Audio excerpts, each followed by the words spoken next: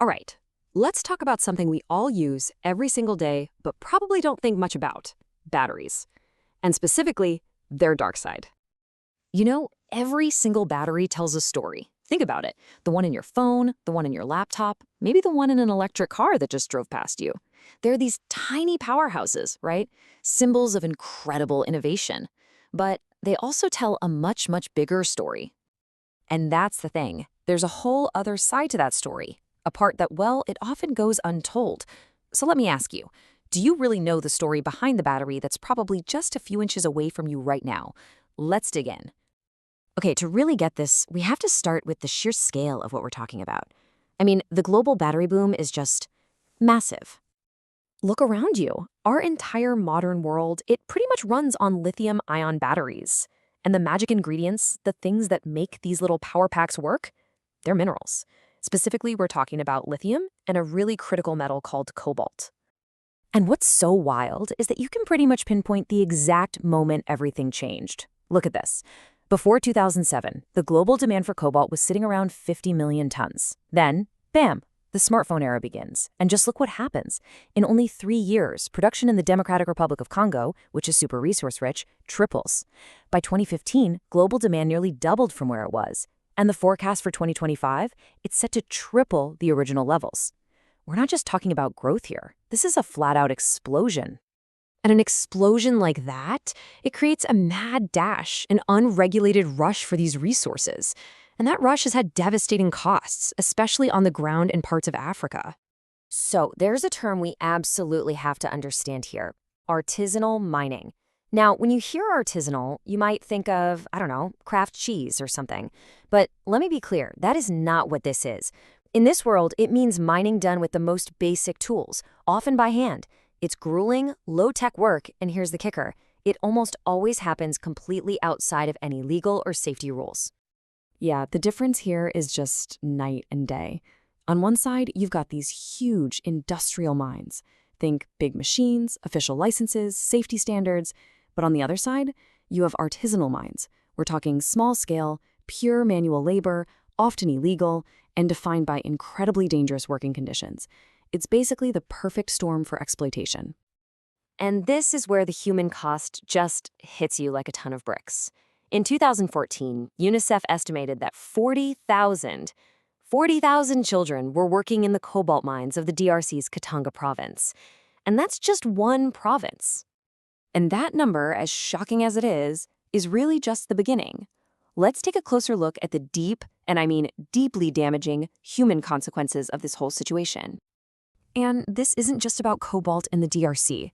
We're seeing the same patterns elsewhere. A survey in Nigeria's illegal lithium sector found that more than a third, 36.7% of the people working in those mines, were kids, under the age of 18. And the impact this has on their future, you can actually measure it. In the DRC, kids exposed to this cobalt boom get, on average, a quarter of a year less school. That might not sound like a lot, but it is a permanent setback. It is a stolen opportunity that they can never get back.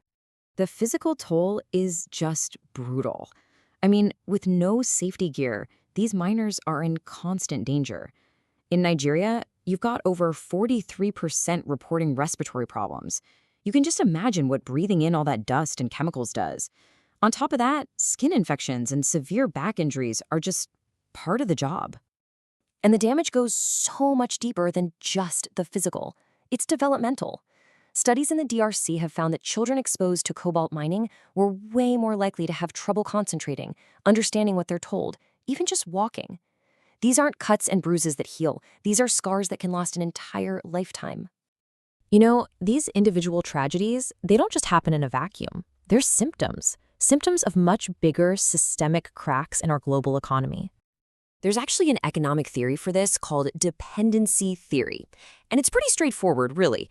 It explains how countries that are rich in natural resources, like Nigeria or the DRC, can get trapped in this really unfair cycle. They supply the cheap raw materials to wealthier countries, but they never get the chance to build their own industries to actually use those materials.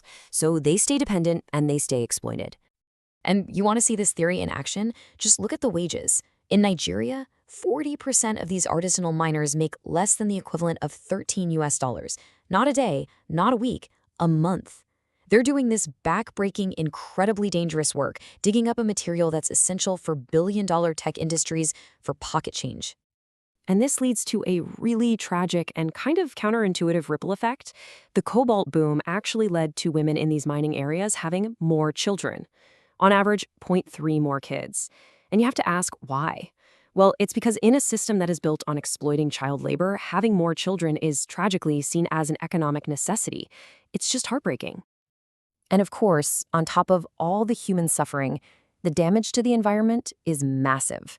This unregulated free-for-all leads to deforestation, to soil erosion that ruins farmland, and to the contamination of rivers and groundwater, the same water that people need for drinking and farming.